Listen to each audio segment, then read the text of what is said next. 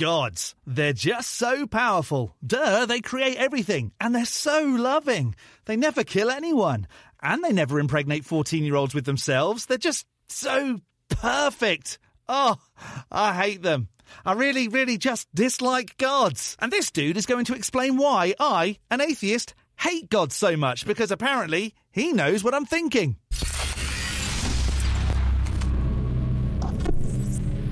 Hello, I'm the Skeptic, the British floating circle that watches people make extraordinary claims, and then I explain why I don't accept what they're saying. Theists say it a lot. You're only an atheist because you dislike God. I'm sorry, but I can't dislike something I'm not convinced even exists. But Jude here has had personal encounters with atheists, and now, I guess, has decided that atheists just dislike a God. I can't wait to find out what it is that atheists think and why I suddenly believe in a God to then not be able to like it. However, before we find out just why God is so unlikable, if this isn't your first Skeptic video, hit the like, the subscribe and the bell, and maybe we can actually like what the algorithm suggests. And a super thanks to those that hit super thanks in some recent videos. Ashton Fall and Eric Zeke. Lisa the Rainbow Giraffe bestows leaves upon you. More hen. Right, I don't think I'm going to like where this is going. So in this video, right, I have a message to atheists, okay?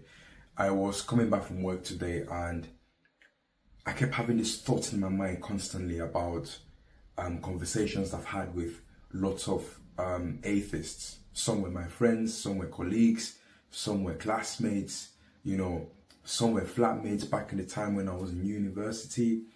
And I'm not gonna lie, it's a very difficult task.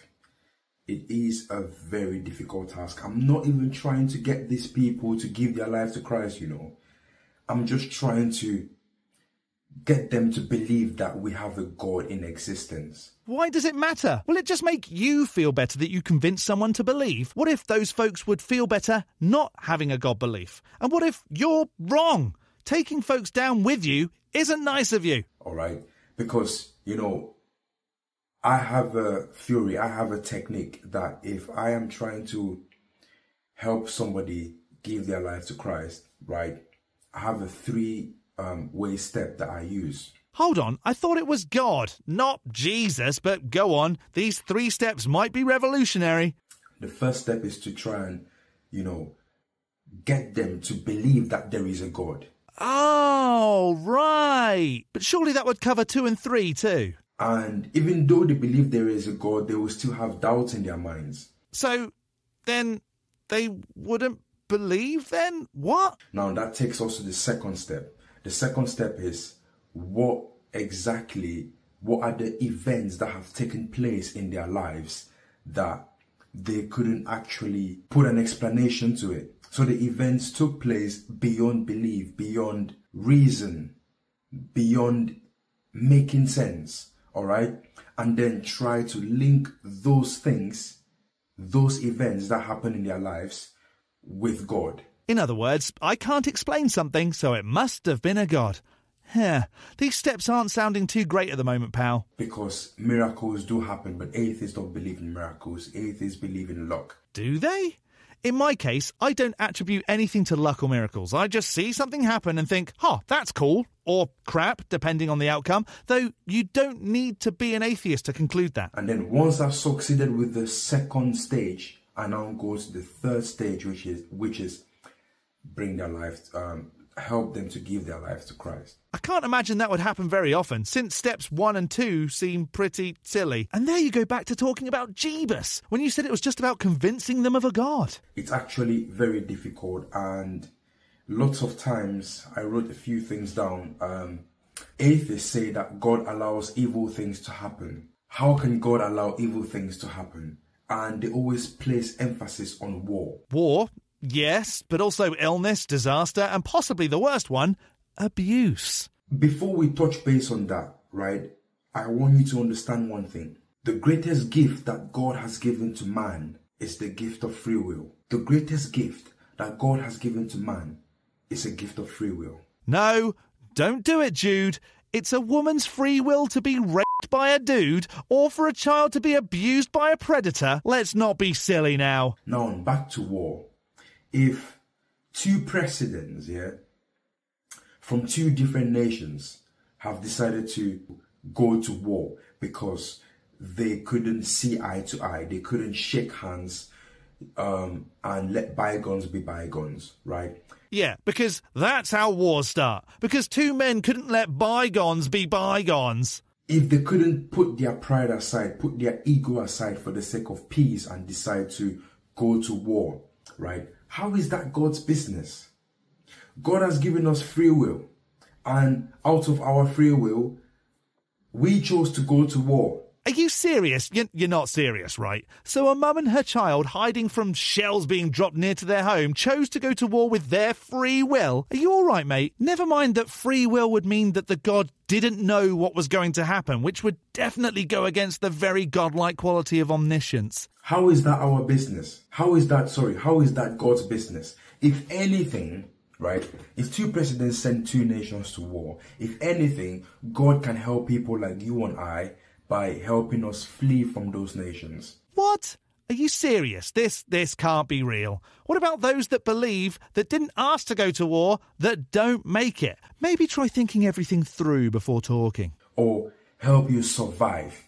That's why today we have what you call refugees, people from Syria, people from other countries, Iraq, from other countries that have come to the UK, gone to America, gone to France, gone to Germany to try and seek refuge. And they all make it safely, don't they? I know of the war in Ukraine. I had a few friends in Ukraine that went to Ukraine for the sake of studies, okay? And when Russia and Ukraine decided to go to war, a lot of these people had to flee back home, flee back to the UK, all right? That is how God can actually rescue people like you and I, because it's not people like you and I that are the causes of why our country had to go to war.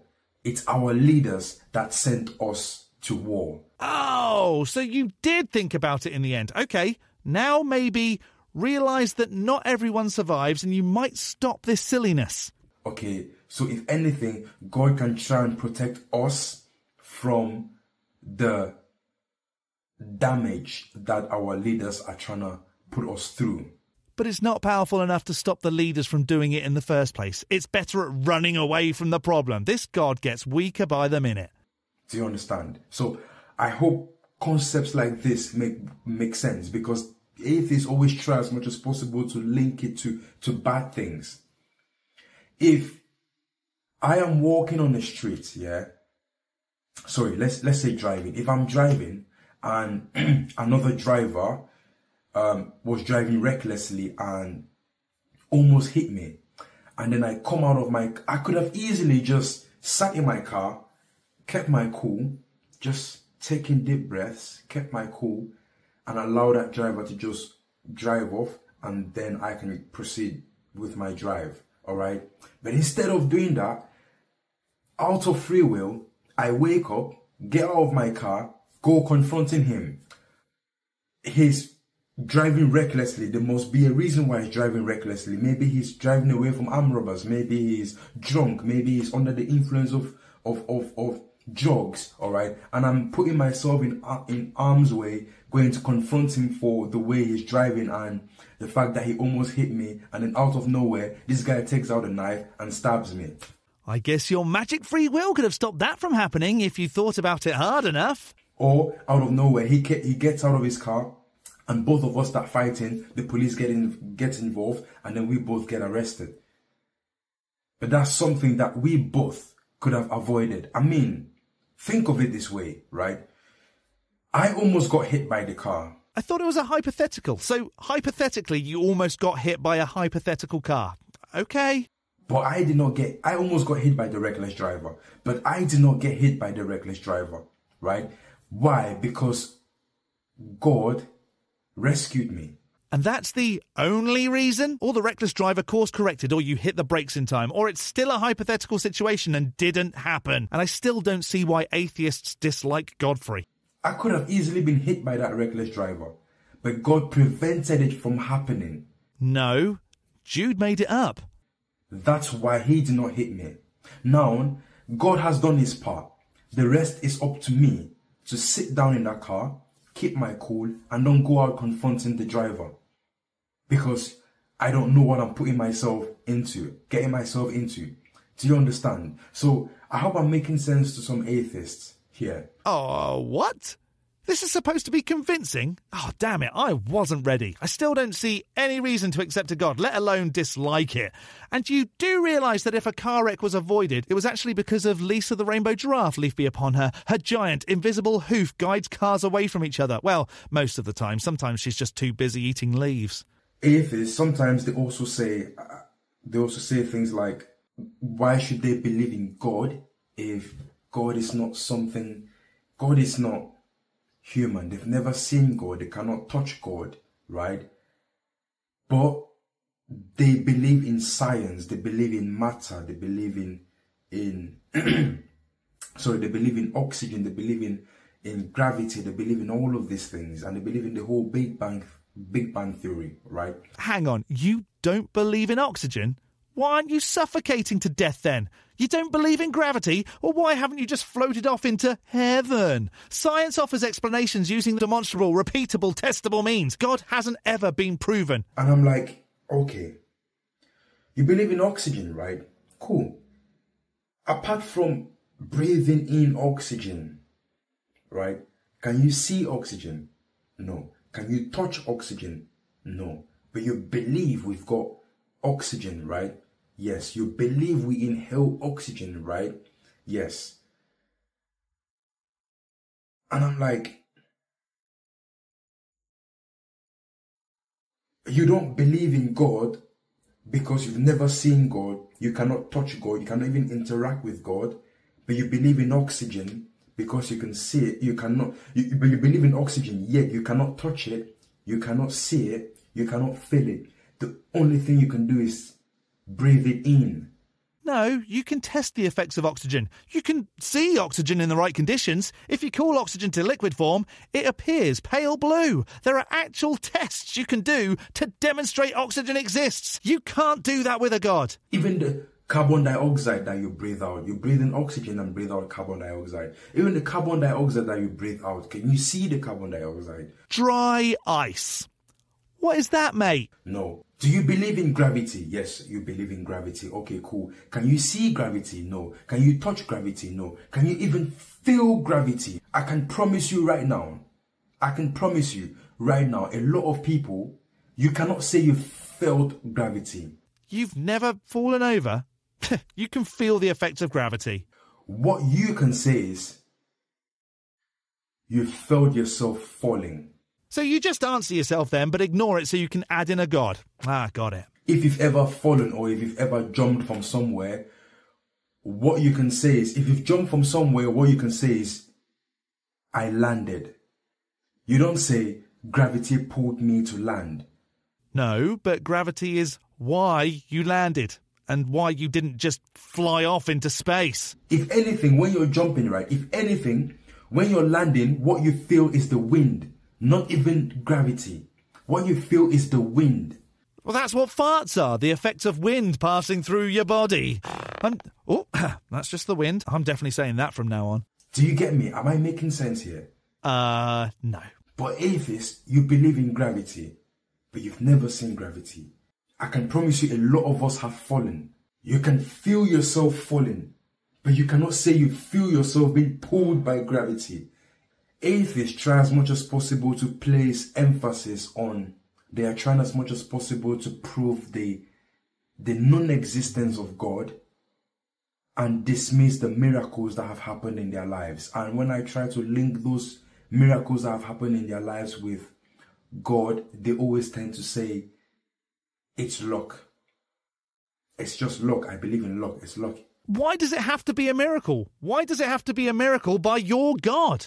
It's very difficult to actually convince an atheist that we have a God that exists.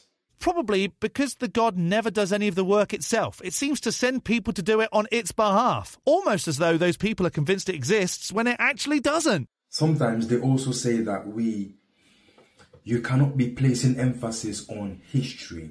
I'm like, but you're placing emphasis on the Big Bang theory, right? And they're like, yes. And I'm like, What proof do you have of the Big Bang Theory apart from science creating a fictional video and placing that fictional video in your mind? If the theory of the Big Bang was wiped away today and wasn't investigated for 1,000 years, and then suddenly someone questioned it, all the tests that led to the result of BBT would get exactly the same result, making it repeatable to conclude the same outcome. That can't be done with yours or any god. What makes you believe that we originated from apes? What makes you believe that? We didn't. We share a common ancestor, which is extremely demonstrable. Go and check out Gutsick Gibbon for that. Because if we originated from apes, right? I mean, I don't know if what I'm about to say makes sense. If you're coming out of your mom's womb, right, you would have to start off as an ape and then grow into a human, right? That does happen, since, humans are apes. A species is supposed to be constant, but how comes a species changes? Look at the diversity in the human race. We're all the same species, but we can all be very different. I don't get it. I don't understand. Clearly. But saying it must have been a god is far lazier than finding out the real reason. If we originated from apes, then our ape form has to be constant over the years. But how comes our originality of apes, right? I don't see that right now. Open your eyes. We're apes. If anything, monkeys are the closest thing to apes. Chimpanzees are the closest thing to apes. Yeah, chimpanzees are also apes. How comes our first generation were apes, yet I don't look like an ape? So when I try to pinpoint all of these facts to atheists, it's like they are so block-minded, they don't want to believe it. Maybe they just don't get how someone can't understand that we are actually apes and thinks that chimpanzees aren't apes. They ask me, where is the proof of the existence of God? God, or Jesus Christ, existed over 2,000 years ago, man. So God hasn't existed since? Oh, so there isn't a God. What data, what history, what story have you got about your forefathers? Tell me. What history? Do you know your great-great-great-great-grandfather? When I ask them this question, they are like, Jude, how do you expect me to know about my great-great-great-great-great-grandfather? Like, storing information back then was actually very difficult. And I'm like, so you don't know anything about your forefathers. How do you expect there to be history of something that happened 2,000 years ago? If a book about the ancestors of the skeptic surfaced and there were claims of supernatural magic things, I would probably or definitely conclude that it was made up. As a matter of fact, to prove to you that God existed, that's why we have the Bible. Sure, the Bible is as much proof of God as Spider-Man comics are of Spider-Man being real, and every other holy book ever written is proof of their gods as well. Jude, please just listen to what you're saying. It would save a lot of embarrassment. Because it's like God was smart. God was smart. They always say if you have an idea, write it down. If you have your thoughts, if you're an overthinker, write it down. Some people have diaries today because, like, right now, if your forefathers had a diary, right, you'll be able to know about your forefathers because they were able to leave a history, a handwritten history for you to read back on and reflect on and know the sort of people that your grandfathers were, your forefathers were. But unfortunately, they did not have diaries. But God was smart. God actually has a diary that was written by the people who were touched by him, who were influenced by him, who were called upon by him, because he wanted his message to be delivered across the years. Oh, you can almost see him realise what he's saying doesn't actually make sense. How can you tell the difference between people writing what a God tells them to and people writing what they think is a God telling them to write? That's why the oldest book is the Bible. No. The oldest book is the Diamond Sutra, a Buddhist text. So... Think about it. Think about it.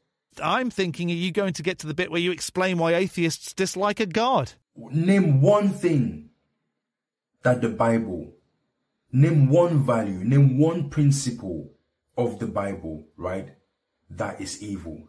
Huh, only one?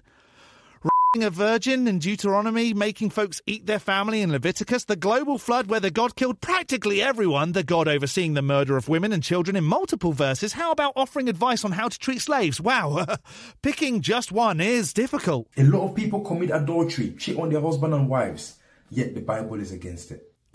Hosea? A lot of people go about deceiving people. The Bible is against deception. Genesis 27, 1-40. A lot of people go about stealing. The Bible is against stealing. So if a man steals a woman's virginity, he doesn't get to marry her? A lot of people go about committing murder. The Bible is against murder.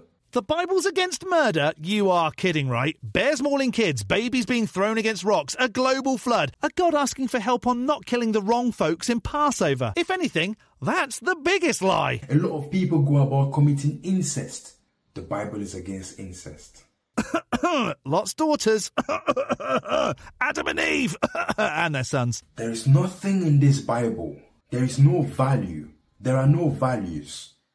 There are no principles in this Bible. Finally, we can agree on something. That actually promotes evil. Oh, so close. Dear atheist, I'm not gonna lie. It's better to believe in God and then die and realize there wasn't a God than to not believe in God and then die and realize there was a God. Finishing on a weird Pascal's wager isn't going to do it, and we've got 1 minute left of your video to see why atheists dislike a God. Hurry up. Let me repeat this. Dear atheists, it's better to believe in God and die and realize there was no God, because at the end of the day, you lived a good life, you lived a fruitful life, you live a path of righteousness. You don't need to believe in a God to live a good life, mate. Than to not believe in God and then die and realize, oh, there was actually a God. Alright? I'm done talking, man. I'm done talking. I hope I'm able to change the life of some atheists, and hopefully I've been able to make sense to some of you. Alright? Anyways, take care. Bye. Wait, 22 minutes of video? Okay, I chopped a little bit of that out. And you don't even explain why atheists dislike a God. You just say random stuff that actually doesn't prove a God at all. Well, Jude, you may have changed the life of some atheists by offering something and not delivering. Bloody hell, why do we do this? Maybe now you dislike Jude for not delivering. Let me know in the section below. I'm going to skeptic this as not being convinced that I dislike any of the gods, because I don't believe they're real. A big thank you to this month's top level ticks on Patreon. Dark Ether Piao, Tamo, The Barely Bearable Atheist, George, Godless Granny, Addy Rockhart, The Enixes, Jakari, Elizabeth, Whiskey Tech Fred and Rick, as well as all the $3 base ticks. You can become a supporter on Patreon too at patreon.com/theskeptic. The link is in the description, along with links to all my other socials. Don't forget to hit the like button and subscribe if you haven't already. From me, the Skeptic, stay safe, keep thinking logically and ask questions. Skepticism is the first step towards truth. See you next Saturday.